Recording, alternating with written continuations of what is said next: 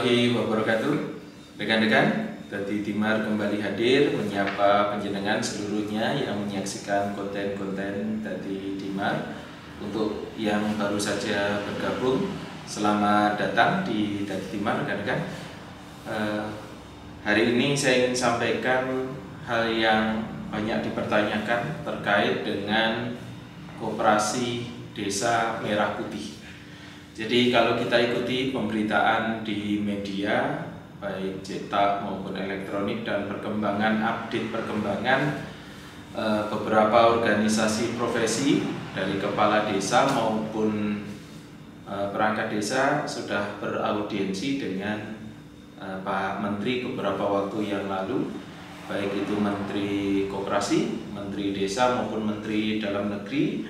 Dan setelah audiensi, kalau melihat pemberitaannya dapat saya simpulkan bahwa teman-teman yang menghadap ke sana, perwakilan yang menghadap ke sana sangat mendukung program ini.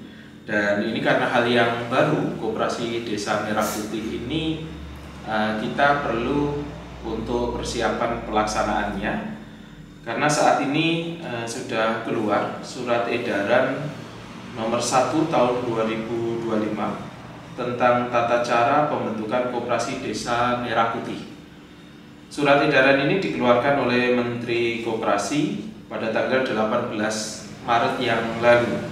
Jadi kalau melihat surat ini, rekan-rekan, timeline untuk waktu pembentukannya, ini kalau saya baca itu rentangnya di Maret sampai dengan Juni untuk persiapan. Saya sampaikan ini untuk mendahului pemberitahuan kepada panjenengan semua para penggiat desa, khususnya Bapak Ibu Camat, seluruh kepala desa dan perangkat desa, karena ini kelihatannya hal yang pasti yang akan dijalankan, sambil nanti kita menunggu perkembangan tentang bagaimana tindak lanjut ketahanan pangan dengan BUMDes. Kali ini saya ingin sampaikan dulu untuk informasi awal dan kita bisa persiapan nantinya. Jadi tahapan lini masa pembentukannya ada di rentang Maret sampai dengan Juni 2025. Ini diawali dari sosialisasi dan persiapan. Nah, untuk membentuk koperasi ini nanti ada 3 kementerian yang bersinergi gitu, yaitu Kementerian Desa, Kementerian Dalam Negeri, dan Kementerian Koperasi. Saya akan bicara fokus tentang persiapan khususnya dari sisi desa.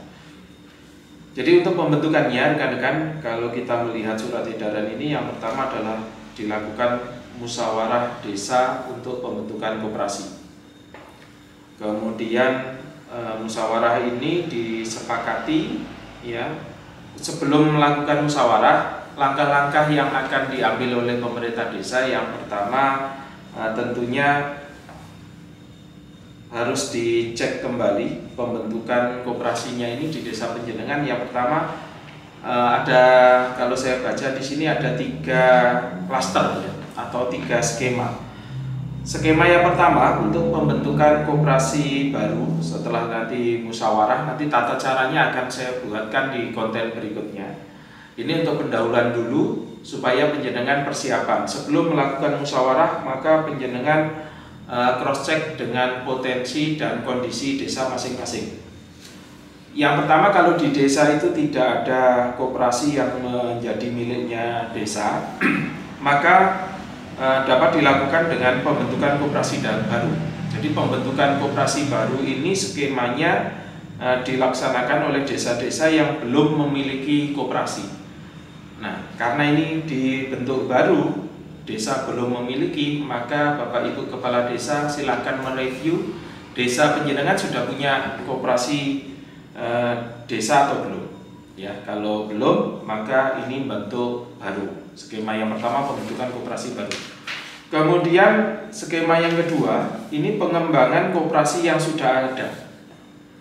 Koperasi yang sudah ada ini diterapkan pada desa yang memiliki koperasi aktif dengan kinerja cukup baik. Jadi pengembangan ini hanya bisa dilakukan untuk koperasi yang sudah aktif dan memiliki kerja yang cukup baik. Kemudian tinggal nanti melakukan pengembangan dengan exiting ya. Kemudian juga entitas barunya apa saja nanti yang di sana. Ini skema yang kedua. Skema yang pertama tadi pembentukan koperasi, yang kedua pengembangan, dan yang ketiga adalah revitalisasi koperasi. Ini dilakukan pada koperasi desa yang sudah ada tapi tidak aktif atau gimana ya, kayak mati suri gitu ya, lemah. Maka revitalisasi ini nanti dilakukan untuk koperasi-koperasi yang menurut penilaiannya adalah lemah. Ini nanti akan tindak lanjutnya untuk pembentukan koperasinya. Ini mungkin nanti kami akan sinergi karena saya ada di Dinas Pemberdayaan Masyarakat dan Desa. Tadi Timar ini saya gunakan untuk menginfokan dulu terkait dengan rencana pembentukan koperasi desa. Nanti tentunya untuk teknisnya ada di Dinas Koperasi. Kemudian untuk penamaannya ya, nanti yang pertama kata depannya adalah Koperasi Desa Merah Putih, kemudian kata berikutnya adalah desanya. Jadi misalkan Koperasi Desa Merah Putih Koperasi Desa Merah Putih Patihan, Koperasi Desa Merah Putih Nguntoro nanti, misalkan seperti itu ya, atau Koperasi Desa Merah Putih Cileng gitu ya, misalkan seperti itu. Jadi diikuti dengan nama desanya. Nanti untuk teknisnya karena ini hal yang baru pasti akan ada tindak lanjut. Nah, yang sekarang yang perlu kita persiapkan rekan-rekan adalah terkait dengan pemerintahan desanya. Itu tadi ada 3 skema baru, kemudian pengembangan dan exitingnya revitalisasi. Sekarang kita masuk ke usaha koperasinya. Ini yang harus disiapkan di desa karena desa tentunya akan menyiapkan aset desanya untuk digunakan sebagai kantor koperasi. Nah, aset desa ini ada yang berupa bangunan, ada yang berupa masih tanah. Makanya nanti estimasi anggaran yang di pemberitaan itu 3-5 miliar, tentunya ini nanti akan berpengaruh kepada aset penjenengan. Sudahkah penjenengan punya asetnya? Kalau saran saya, kalau ada aset yang berupa bangunan yang saat ini belum digunakan optimal, itu bisa digunakan.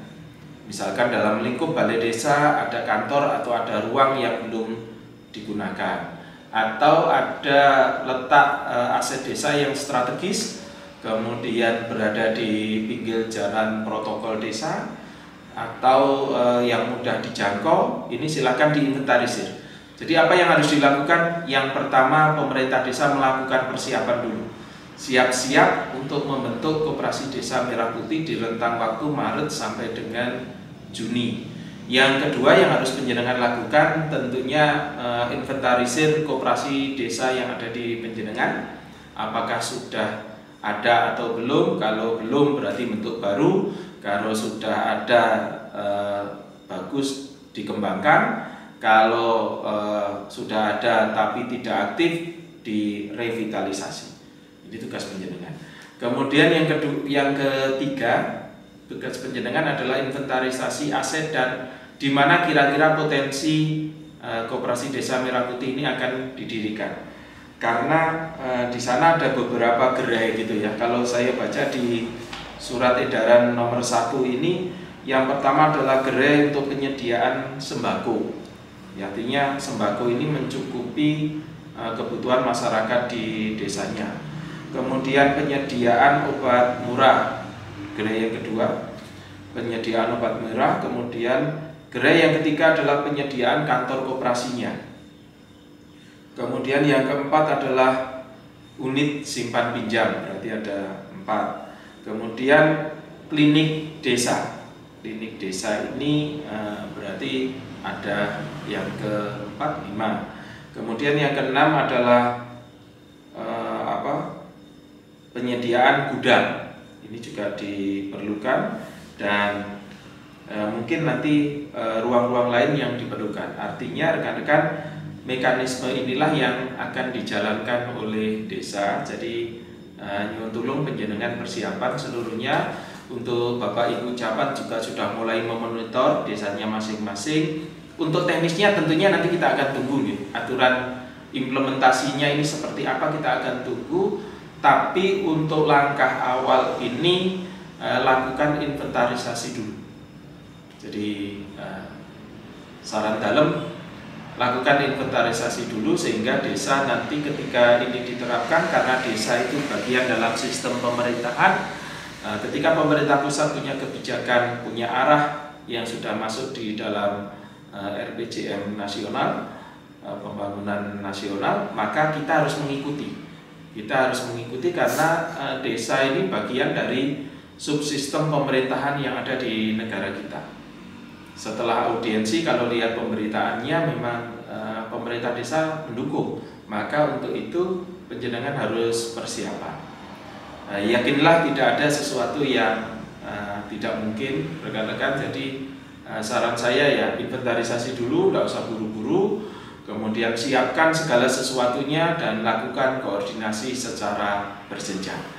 Jadi mimpi besar pemerintah adalah bagaimana meningkatkan kesejahteraan. Jadi di era siapapun, pemerintah, pemimpin pasti akan berupaya, termasuk penjenengan selaku penggiat desa dan pemimpin penyelenggara pemerintahan desa, tentunya akan meningkatkan kesejahteraan rakyatnya. Nah, program ini diharapkan bisa meningkatkan kesejahteraan masyarakat secara umum. Itu pendahuluan dari saya. Jadi sekali lagi ini adalah langkah persiapan sehubungan dengan telah terbitnya Surat Edaran Nomor 1 Tahun 2025 dari Kementerian Koperasi yang ditandatangani oleh Pak Menteri tanggal 18 Maret yang lalu. Mari kita sama-sama persiapan, cross check dulu, kemudian gunakan dana desa dengan bijak, ya. Ikuti aturan mainnya, mana yang earmark dan mana yang non earmark. Nanti penjenengan secara teknis kita akan komunikasikan lebih lanjut. Dan harapan saya BKAD di masing-masing kecamatan bisa mengambil peran ini untuk kita lebih diskusikan lebih mendalam lagi nantinya untuk implementasinya. Terima kasih. Itu beberapa hal yang dapat saya sampaikan. Tunggu nanti konten-konten selanjutnya di Dadi Timar. Insya Allah nanti ketika ada hal-hal yang baru segera saya informasikan. Terima kasih. Selamat beribadah di bulan suci. Mohon maaf manakala ada hal-hal yang kurang pas yang saya sampaikan. Siap untuk melaksanakan kegiatan berikutnya. Matur nuwun. Assalamualaikum warahmatullahi wabarakatuh.